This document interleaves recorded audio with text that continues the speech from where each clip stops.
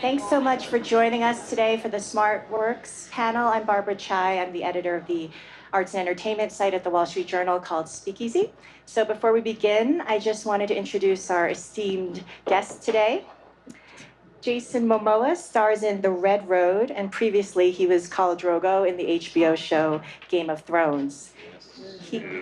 He co-wrote, directed, and starred in the independent film Road to Paloma, and will star as Aquaman in the Warner Brothers franchise Justice League and an Aquaman spin-off. Please welcome Jason Momoa.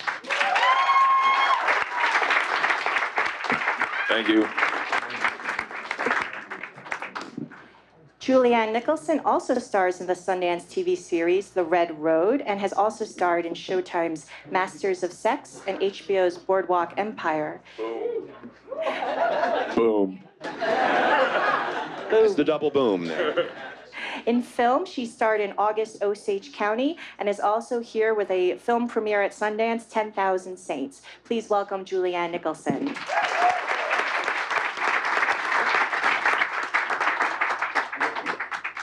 Michael McKean is a veteran of both film and television. His credits include This Is Spinal Tap and Best in Show.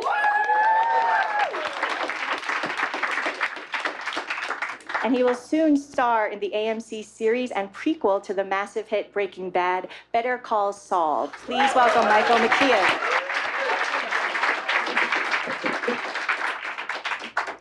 Brit Marling is a longtime friend of Sundance. She starred in the films Another Earth, Sound of My Voice, The East, and I Origins. She is the lead in the Sundance TV series Babylon, directed by Danny Boyle, and also stars in the upcoming film The Keeping Room. Please welcome Brit Marling.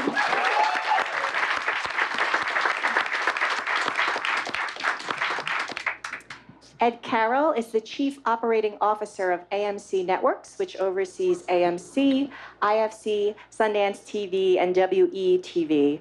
Under his leadership, AMC has become one of the most successful networks, with shows like The Walking Dead rated #1 among 18 to 49-year-olds, and Breaking Bad, both a critical and commercial hit. Please welcome Ed Carroll.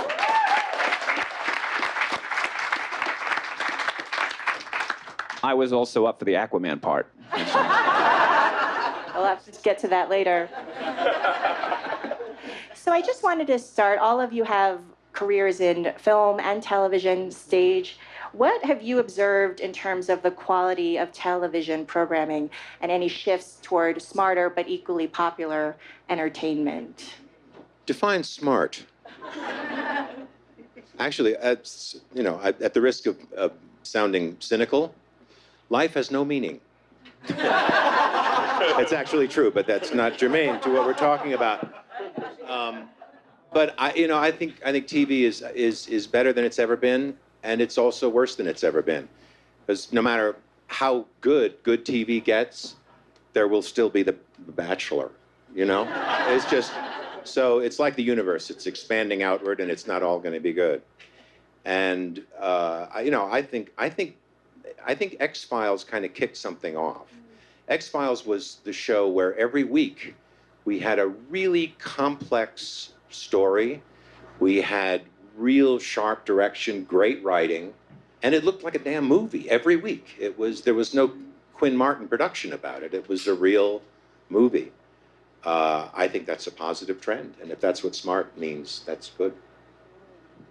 But then again, when Monty Python first started in 1970, there were people who recognized it for the brilliance, that it contained, and there were other people who thought it was the dumbest thing they'd ever seen. So, you got to define your terms. Interesting. Anyone else want to speak to that? Yeah, I think as the network executive, I think there are more smart shows on the air than there have been at any time, simply because there's more outlets in the space than there were. So AMC was not in the drama business a few years ago. Sundance Channel was not. You have BBC America making shows, Showtime, HBO, FX, and now obviously Netflix, Amazon, Hulu, on and on and on. So if you're in our seat, actually it's a good time. I'll be interested to see if the talented folks to my left agree. It feels like if you're in our seat, we have more pressure to act much more quickly because we're very aware of competition. And when we get a good script, we have to act, or we risk losing it. And we used to be able to be in a position, if we liked something, we'd sit on it a month, we'd sit on it 2 months, you'd read it again, you'd really take your time, because it's such a big roll of the dice when you commission a television show. But we intensely feel that now. And so, I think if you're here when you're a writer or you're a producer, it's a good moment for you. Yeah, I mean, I think it's interesting that a lot of filmmakers who have come out of Sundance, Jill Soloway, for instance, who did Afternoon Delight, which was a great indie feature, went and did Transparent, which is an incredible show. And I think that as franchise filmmaking has sort of changed what films aren't being made in Hollywood, a lot of the art voices have gone to television to tell long narrative, stories in TV, because it's harder to find the financing to tell those stories in cinema anymore. And from an artistic point of view, as actors, do you find that the projects in television are maybe more attractive now than film, and why? Yeah, absolutely. Just for an example, doing Sundance or Game of Thrones, doing 6 episodes and coming in for 2 months and having a beautiful character that you can develop and has an amazing arc that just isn't wrapped up in 2 hours. It's very exciting to do that and then be able to switch over and make your own thing, or do a movie, save the galaxy, you know what I mean? That kind of shit. I could save the galaxy and also be on Sundance doing a beautiful, it's just a contemporary Native American piece for me. It's just that never happened. It's so beautiful that I get to do a show like this and also, save the world. Julianne? Do you feel the same, Julianne? I do think he can save the world, yes. If anyone can do it. Yeah, I love being able to, I feel very proud to be here in this festival with the film, and to be able to be a part of Sundance Television feels very exciting to me. And to be able to do a show that, as Jason says, you have to leave home, which is always hard, but to do it for that short of amount of time, you can bring your family with you, or I would go home on weekends, so you can still have a life and get to do your passion. So it's a great way, instead of 22 episodes where you're gone all the time, or you're always at work. It's a great way to be able to do your job and have a life and do other things. And Ed touched on this, but there's this sense now that audience members want as much television as they want at any time. So when you have a network or a streaming platform like Netflix, which drops an entire series at once, you could literally watch it entirely on your iPad in a weekend. So do you think that theaters may eventually become obsolete, if not films, that people want to watch whatever it is, movies or films, at any time, on the train, on their smartphone? I don't know. I think we all still love the cinematic experience. Yeah. There's something amazing about, I was talking with a friend the other day about the idea when you go see a play, if you go with your partner, your spouse, or your lover, you don't necessarily hold that person's hand, because a play is sort of this auditory experience. You're very much at the cinema, you're transported. And I think that's why you hold hands at the cinema, because you feel like you're going to go somewhere and you want to bring the person you love with you. Like, if he's going to save the galaxy, I want to be in that galaxy, and I want to bring my boyfriend.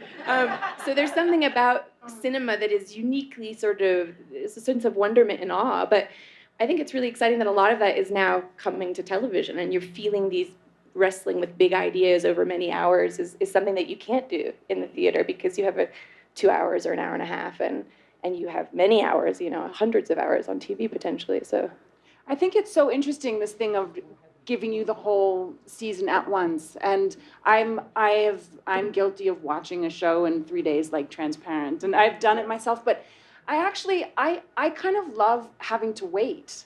Like, I kind of feel sad about sometimes having it all right then, because I think there's something nice about, in television, waiting for the next week and having that anticipation, not getting that fix right away. So I'm curious about that. I don't know. We saw that intensely as Breaking Bad came to an end. More people watched every season. More of them caught up on either their cable VOD platform or Netflix. And then they came in, and then they came into it live. What was fun about the last 7 episodes, off what Julianne said, is this communal feeling. Every Monday you would come in and the internet would explode with what everyone thought about what was happening or not happening. And I think hopefully we will see that as Mad Men winds down. And that feeling, that is what you lose when you binge. I watched Lost on a binge, and I watched 5 seasons in 4 weeks, and it was fun, but it's a different experience. I was working with Bryan Cranston in Cambridge when Breaking Bad had its final episode, and it was so interesting coming to work the next day, and we were up and running. We were doing the show, and I walked backstage, and every time I looked at Bryan, there was someone else with him going. So everybody. It was the water cooler experience, and Bryan's going, yeah, I got to be LBJ here, you know. but he was very nice about it, you know. And you know, I had to tell him myself. I had to say, look, boy, there couldn't have been a better ending to that show. And you know, we knew this man could never be redeemed, but he left this much redemption for us to you know, to make it the itch we can't quite get to. It was perfect. And speaking of endings, though, and the cinema, I remember seeing a line around the block outside of the Hollywood Cemetery, and I was like, what film is screening here right now that has like thousands of people? And they were like, oh, that's the ending. It's the last episode of Breaking Bad. And I was like, wow, how amazing that this TV show has brought in this massive audience, that people are coming for cinematic experience of the end of the show. That was really incredible. It's and a first, probably, yeah. Yeah, just to be clear, I am that person who looked for the New York City theater playing Interstellar in 35 millimeters. So, Jason, do you still get comments about Khal Drogo and asked to speak to Thraki? Yeah, like right now. Yeah. You're the sun, the moon, and the stars. It's, yeah, I mean, I get it all the time, and it's, you know, I mean, that's an honor to play such. I've never read anything quite like that, let alone see it on TV. So, yeah, it's a lonely existence because there's really not a lot of people to talk to. You know what I mean? If you're not using it, you're gonna lose it. So, Brit, can you talk about Babylon, which is your television series with Danny Boyle, and why you decided to shift into television with this project? Yeah, I mean, I think, and maybe Julianne knows about this too, there aren't that many great parts written for women. And there are a lot of really wildly talented women out there who are looking for roles that are substantive and interesting, where the woman has a lot of agency, where she's not just reacting to things or serving up the monologue for the male protagonist. And so it's rare that you read really good stuff. And when I read the pilot for Babylon, Danny called me and he was like, look, this is a really challenging role. It's really complicated. We want to tackle complicated ideas about the police force and institutionalized racism, and how is technology and ideas of transparency and the end of privacy maybe going to change these institutions and sort of force them to evolve. And I was like, wow, that sounds really exciting. I read the script and it was a provocative character. I'd never seen anyone like her. She was powerful and interesting, but also vulnerable and complicated and broken in some ways, but had a lot of great ideas. And we had a tremendous time making it. It was really, like you were saying, when you play something long form, you know, you get 6 hours to develop a character, and that's, I mean, for an actor, that's an incredible joy, because usually you're trying to condense sort of part for whole. You know, you're taking pieces and scenes and trying to tell a story of an entire person, you know, a person's whole character, and now you have a lot more time to do that, and this was a great challenge. I really enjoyed it. When we bring up Danny, it's so fascinating to watch directors also gravitating toward television. I mean, Scorsese was involved much longer, but we have Ang Lee, Jane Campion. So it's kind of an interesting shift. And Ed, do you see that at AMC, a number of film directors coming to you with story specs and ideas for shows? Everyone has a story. A TV show now. It used to be 5 or 6 years ago, when reality was hot, everyone had an idea for a reality show. You couldn't go to a wedding. And someone wouldn't say, I have an idea for a reality show. And we take 2 people and we put them on an island. So now what we're finding from directors, producers, they have stories that they're really passionate about telling, and the economics of cinema, for whatever reason, have not worked to tell that story, and/or it's just a longer canvas they want to paint for the characters. And the thing about format, TV is cyclical, obviously. And when I came up, everyone was shouting about Dick Wolf, Law & Order, CSI. That was the gold mine. Those shows would run forever in syndication, and they were closed-ended, and you didn't know when those detectives went home at the end of the day what their family was like, what their situation was like. Right. Oh, yeah, look who I'm talking to. That's exactly it. So those were great stories, and they play forever, and you can come in and go out. And everyone said, you make $1 billion in syndication if you do those kind of stories. It changed.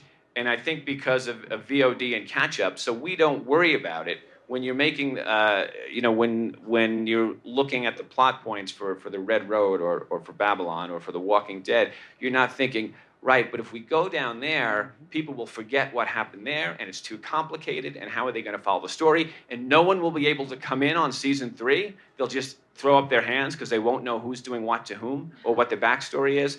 But because you know now that people can catch up on their own, that gives writers, directors freedom to tell this serialized story. And it's really changed the way we consume television and what's on it. Michael, for the legions of Breaking Bad fans, can you just give us a hint of your character? No. I play Better Call Saul. I play Chuck McGill, who is the older brother, the much older brother of Jimmy McGill, who eventually will become Saul. Bob Odenkirk, obviously. And I'm the good brother. I'm the guy who graduated from law school at 21 and went right into practice and became the ultimate white shoe guy. And but now things are a little changed. And my life was also about bailing Jimmy out of jail or getting him out of trouble or getting him on the straight and narrow. If you've ever been the good brother or the good sister and had your parents call, listen, could you talk to? No, that was Chuck's life. And now things are changed a little bit, and there's been a shift, and Jimmy has become kind of a caretaker, I guess. And I can't really tell you too much more about it because the fun is in finding out what the hell's going on, which is one reason I watch TV shows, to find out what the hell's going on. This is probably for both of you, but I want to talk about the Red Road. And Jason mentioned it is a rare story, very successful so far. And Julianne, I'm also interested to hear about your film, 10,000 Saints, which is, I saw it the other night. It's a beautiful film that reimagines family, very different family from August Osage County. If you could talk about the two projects and representing both here. Sure. Well, something else I was going to say about doing a series and having that long format, it's also extra. It's very exciting to have a second season, to come back again, because you've had that time the first season, and then you go away and it sort of sinks a little bit deeper, and then when you come back together, you already have those relationships and trust and familiarity, and you could the starting off point comes from a deeper place. At least that was my experience on this show, and that made it that much more fun and exciting and challenging too at times. So I love that part of it. And then 10,000 Saints it's based on a book, and it takes place in New York City. It's a coming of age story, and this Asa Butterfield plays a young man who lives in Vermont, and he goes to live in Manhattan with his dad, Ethan Hawke, like 88, 89, right around the Tompkins Square Park riots. And I loved being a part of that because I started going to New York when I was 17 in 1989, and so discovering Alphabet City and those people and was a huge thrill to me, and I have such a fondness for that time in my heart. So to be able to help recreate that was very exciting, even though my character's blowing glass in Vermont, but at least it was nice to see. And Jason, so you just signed on for this huge, I mean, pretty much as big as you get in terms of blockbuster film as Aquaman. Yep. So badass. We're so proud of Jason. So what can fans of the comic book expect? Well, things are going to be a little different. I was when I first went in, I met with Zach. His idea is pretty amazing. So the biggest thing is I'm excited for everyone to Zach Penn? Zack Snyder, sorry. Oh, okay. When I went in, he told me my jaw kind of drops. My jaw doesn't normally drop. We wouldn't notice it anyway because of the beard. Yeah. But it was, what he has planned for the DC world and for definitely for Aquaman is something that, I think I was brought on for a certain reason, and they got some really cool plans for him, and I'm excited for everyone to see it. But I really can't. I mean, it's pretty like last year when I was on this panel. I was like eating chicken breasts and like in training, and I wasn't supposed to talk about anything I wasn't supposed to say anything until 2016. So I told a bunch of people they could punch me in the face if I was on it. So I'm gonna get hit a couple times, you know what I mean? So, but they finally released it. But I was supposed to keep a secret for 3 years. Yeah, And Michael Shannon has been here at the festival wearing Michael Shannon stars as General Zod, as we know, and he's been wearing an Aquaman T-shirt Has he around really? town. Yes. That's awesome. What's your relationship there? I mean, the other thing that is really exciting that Zach thought up, I mean, there's not to get in a whole, it's kind of like with Red Road, the Native American, like, the contemporary Native American story. There's not a lot of brown superheroes. And, I'm Polynesian, I'm half Polynesian, and what that's going to represent to every Islander, to every brown kid that's out there is going to be like, it's really cool what they're doing with that. You know what I mean? So it's that's an honor to represent that.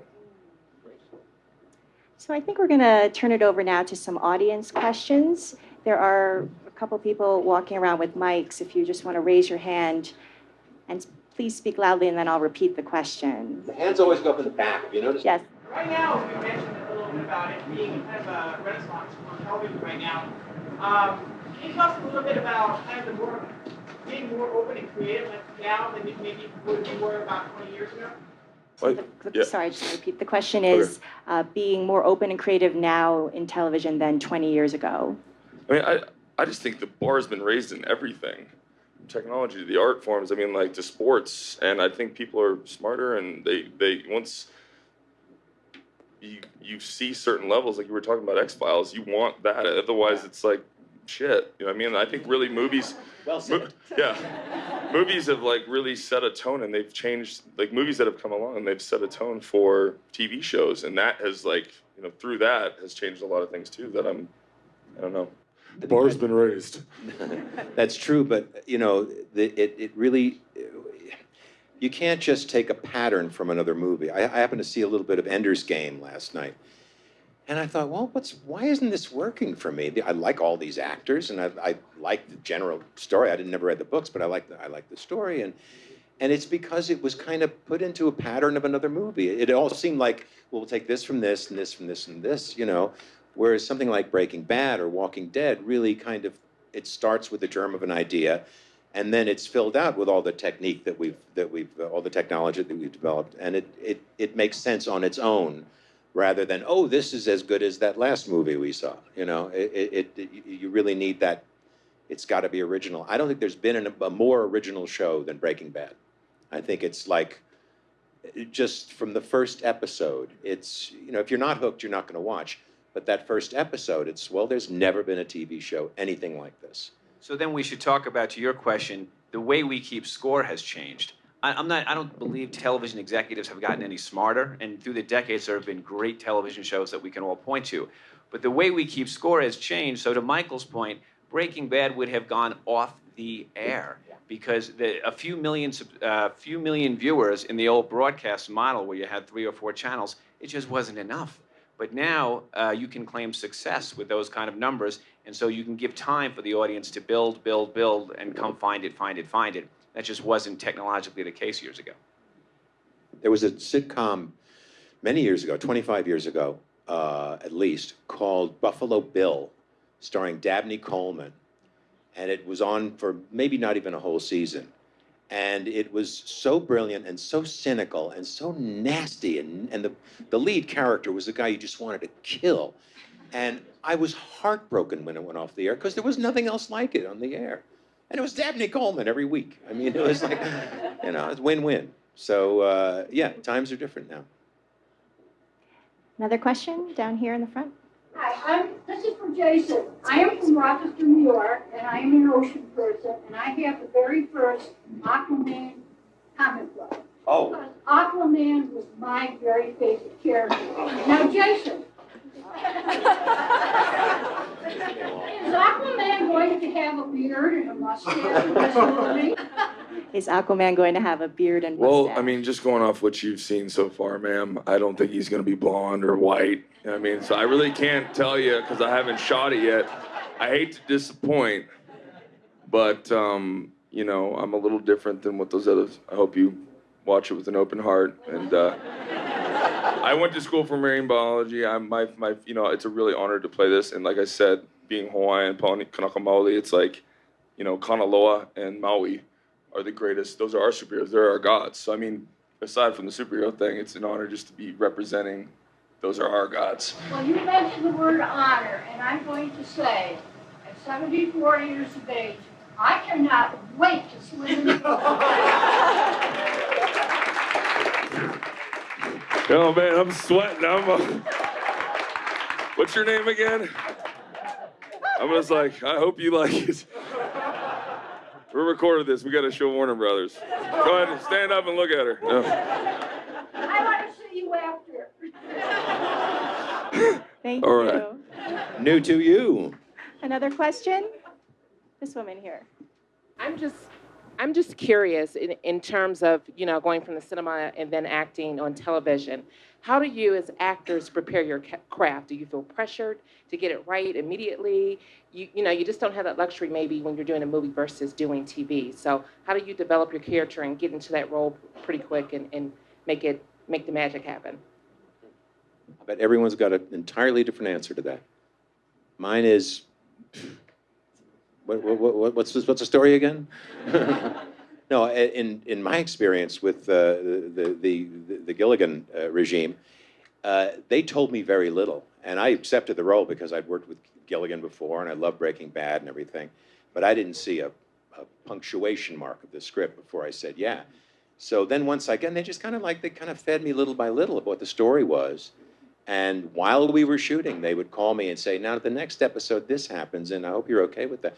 So it really goes week to week, but to have someone, a creative head like Vince and Peter Gould, there's a certain amount of, fall backwards into the arms of trust here, And the character made sense, as bizarre as the character is at times. It makes sense to me. So I just kind of tried, like I always do, figure out what the hell the character wants and then go after it. So. Yeah, I think to add to that, it was interesting on Babylon, which is it's a 7-hour miniseries, but it hadn't all been written. So all the actors were signing on based on the first 2 hours and an idea of where it might go. And so it is a huge leap of faith, but it's amazing because the writers, Sam Bain and Jesse Armstrong, and also Danny Boyle, who directed, everybody was in the room together when we were doing those first table readings and the rehearsals. And so the writers and the directors are watching the actors and like, where's the chemistry and who has a natural rapport and what aspects of the character really land and what isn't working. And then they tailor the scripts to what, the clay that they're working with. And I found that to be a really exhilarating process because everyone was really open to what the actors had to offer in terms of the depth of the character homework they can do. I spend all day thinking about Liz Garvey and her perspective and where she comes from, and the writers have to think about everybody. So when you're coming to rehearsal and you're bringing this sort of depth, of experience, you can be like, well, I think this and this and this about Liz's background or how she relates to Finn, and then all that ends up woven into the story. So it's a really rewarding experience as an actor, I think. Yeah. Another question in the back with the mic. Yeah, hi. I have a question about sort of risk-taking. Given the volume of material that's out there, I guess this one is a two-parter, one for Ed and then one for the actors. On the network side, lots of projects out there. Is there more of a conscious decision to take greater risks in the choices of the programs you're looking for? And then I turn that over to the actors as well. Given the number of shows on the air, are you thinking about when you're making choices within that performance of pushing it, doing things you might not otherwise have done given everything that's going on out there? I don't know if anybody has a thought on that. I don't think you think about taking a risk. I think you think about programming an interesting story that hasn't been shown before or told before in a certain way. And that's what you think about. And then, frankly, you're thinking about, it's just true that a person comes in with a pilot script and they may have spent 5 years crafting that script. But if you say go, they're going to need to write 9 more or 5 more in a few months. And do they have a clear, can they sort of handle that? When Vince Gilligan came in and he said, Walter Mitty becomes Michael Corleone. He didn't know how many years, how many episodes, what, but he had a very clear idea of where he was going. So those are things you look for, something fresh and new, and someone who you think can get you there. As an actor, it's very exciting to do something different. And the more you do, people can start to know you as a certain thing, and then you get those offers. And I think I speak for myself, try to take care about that and I get excited by when I see things that are happening with the character that I've not done before, to challenge myself and to learn more about what I do and to try to get better and like walk in other shoes. That's definitely something I keep in mind when I'm reading a script. Yeah, I'm definitely on the same page. I just I get high and excited off of the areas where I'm unsure, and I've went to those places where and pushed my character, like in Game of Thrones. There's some things that weren't originally in there, and I don't think a lot of people, well, they didn't plan on being Drogo being as big as it came out to be. And every day, I mean, I'd come in and it's their job to pull me back. You know what I mean, you're hired to, that's what directors and producers, my job is to come in and here's my ideas and this is what I studied for and these are the things that I brought to it. And, you know, and then it's a collaborative. You come in and they're like, fuck, they rewrote some stuff and we changed some stuff on the book. And, you know, George, you know, I'm not doing that on purpose to do that. But like, if it's not in the book, I would just wanted to see Drogo hurt someone. Like, I just got done doing Conan cutting 16 heads off in a scene. I'm like, I think we should probably get this great idea. We should just like rip this. Someone yells at my wife, I'm gonna rip his throat out. I mean, and I don't even need any weapons. Let's just do it with no fighting. Was there ever any because you became so popular, your character, any conversation about not killing you? That's what happened with Aaron Paul. He was not supposed to make it out of season 1. And then it wasn't really his popularity. It was the character was clicking so well with Walt White.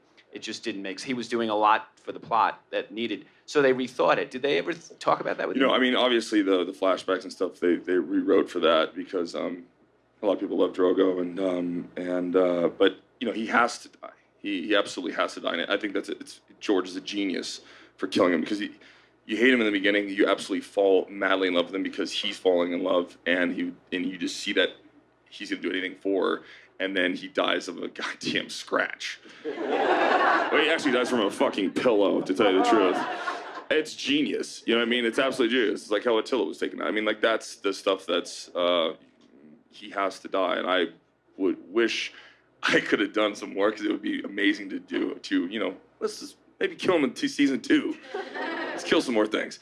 Let's fall in love a little more. And but you know, it's great because she transforms into him and she takes that and she has to go on her own path. So I mean, that's really he had to die. This woman right here. You spoke earlier about roles for women and how it didn't depend on the male protagonist. What would you say would need to happen in order for those roles to be created for women that are more focused on her? I think more women writing, you know, and I think that's why we're in such an exciting time right now because you're seeing a lot more women write and produce and direct. And so, I mean, I think it's not an accident that I think it's something like less than 10% of directors and screenwriters are women, which is sort of a shocking figure to think about it still being that way.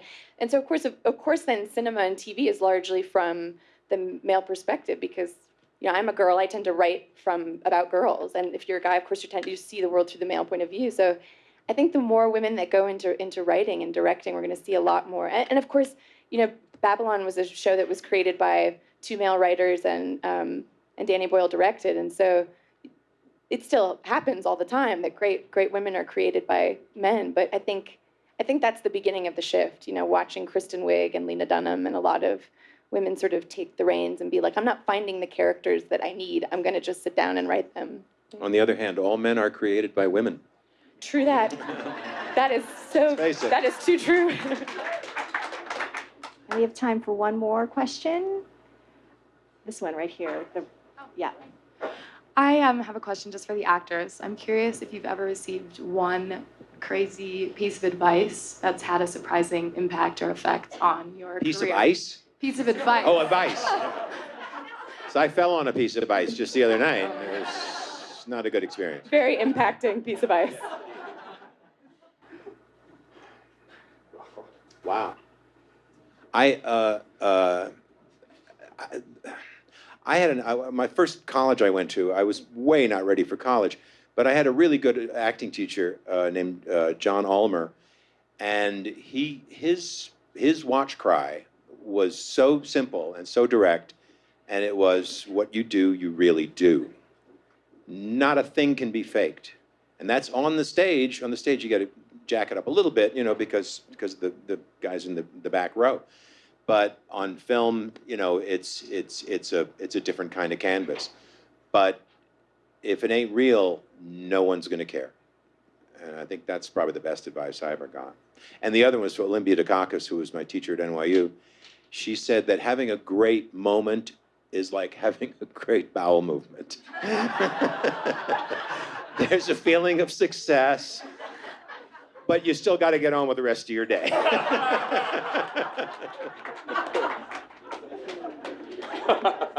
Any other pieces of advice? You know, that's the only thing people are going to remember from this panel. No, that's it.